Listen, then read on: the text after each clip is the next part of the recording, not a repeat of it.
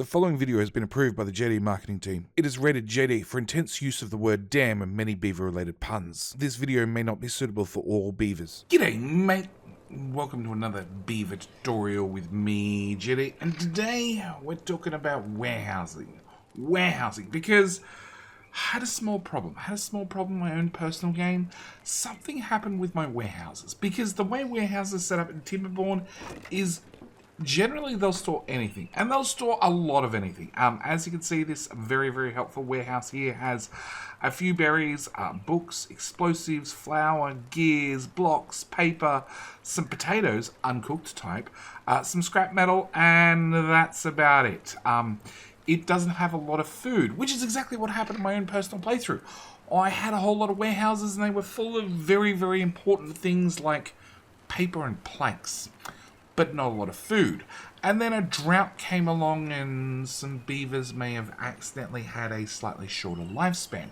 So what I wanted to do is I wanted to make a warehouse block. I wanted to make a warehousing district. I wanted to have storage, and I wanted to have dedicated storage. I wanted to have 14 different warehouses. One warehouse to store every single item as a dedicated warehouse.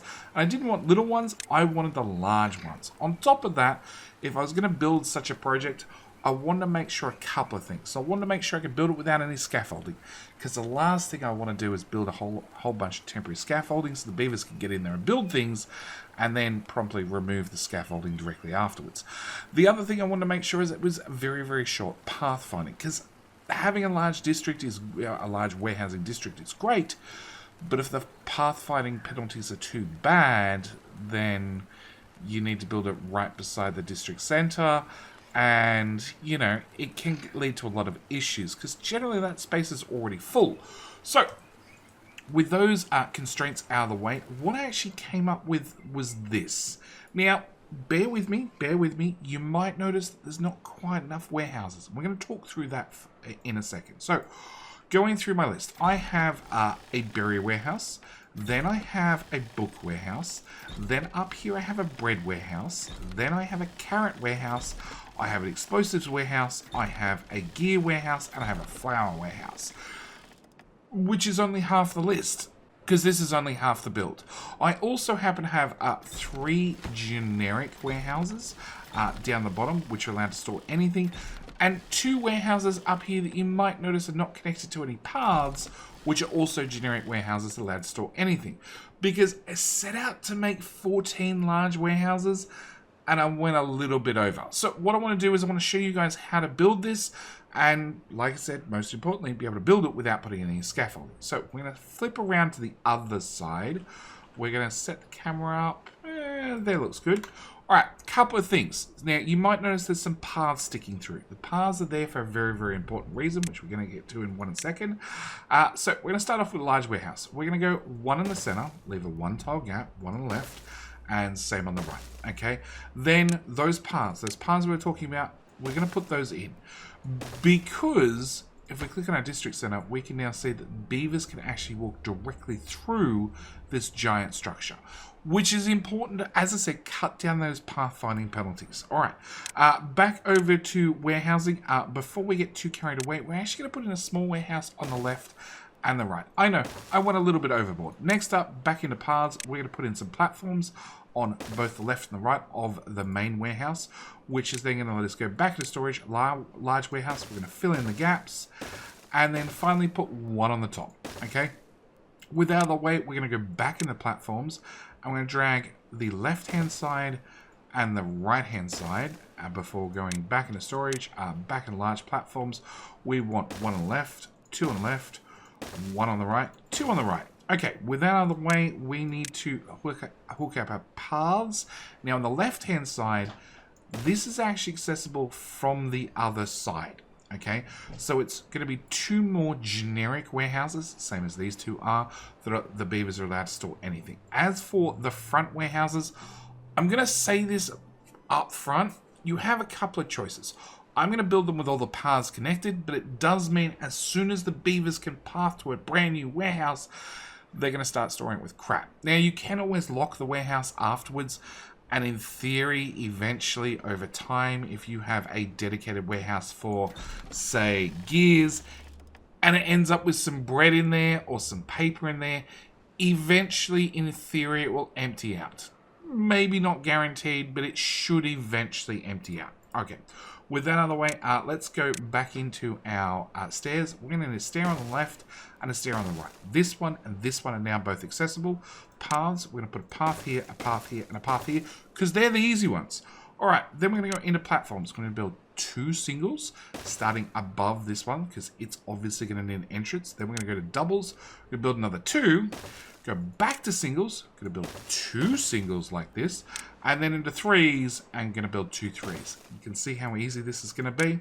All right, then stairs. I'm going to put a stair here, stair here, stair here, and flip it around and put a stair there. And lastly, path there, path there, path there, path there, and hook into our path for our rear 2 warehouses. And then all we need to do is let the beavers get to work. So we're going to do a quick little time lapse and let the beavers get all the building done.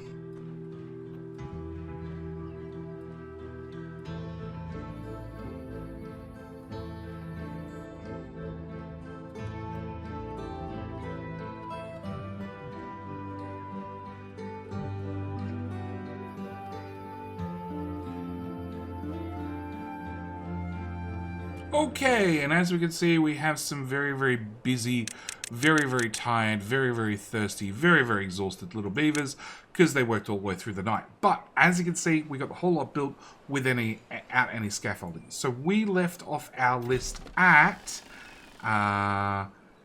gears. So what we need to do for every single warehouse, we're going to turn that off. I'm going to say grilled potato only. Next one along, we're going to turn that off. We're going to say metal blocks only. Next one on the list, we're going to turn that off. Paper. This one buried under here is going to be planks. This one is going to be potatoes. This one is going to be scrap metal. And this one is going to be wheat. And with that done, we now have a complete set of warehouses. We can store at least 1,000 of any item, plus another 1, 2, 3, 4, 5, 10,000 items, well, 10 warehouses, which is, yes, 10,000 items worth of other random stuff. This should be more than enough for any district. Your main district, definitely, because generally your first district tends to be the largest, at least in most circumstances. And the only other thing I want to do is I'd like to decorate it a little bit. Now, as I said, I built this without any scaffolding. You can do certain amount of decorations without any scaffolding. If we jump down to beaver statues, we can throw a statue in on the left and the right. That'll give them aesthetics. At the same time, we can throw in, you know, some benches or some shrubs. And then for the roofing, or the roofs, you can actually swap up here and you can put in a certain amount of these roofs without having any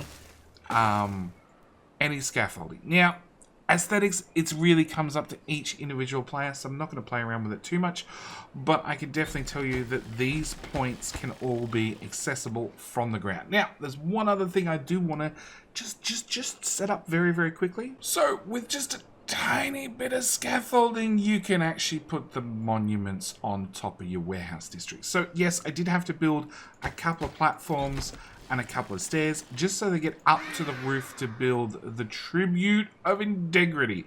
As for the labor monument and the flame of progress, they can be built either side from the ground. The beavers can actually stand here and build that without a problem.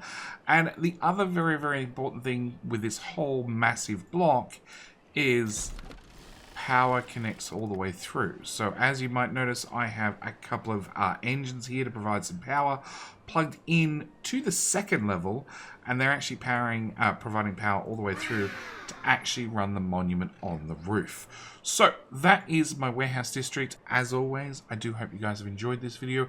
If you found it interesting, you found it helpful, I am going to link to a playlist down the description below where you can find other tutorial videos that I have done on TimberBorn, as well as with a couple of building videos like on how to build apartment blocks. I might have 300 homeless beavers in this particular colony, but I actually have an apartment block build that I've done before that houses about 300 beavers, same as this warehouse district, very, very, very compactly. With all that said, if you found the video helpful and you learnt something along the way, I'd appreciate it if you gave the video a like along with a subscribe at the same time.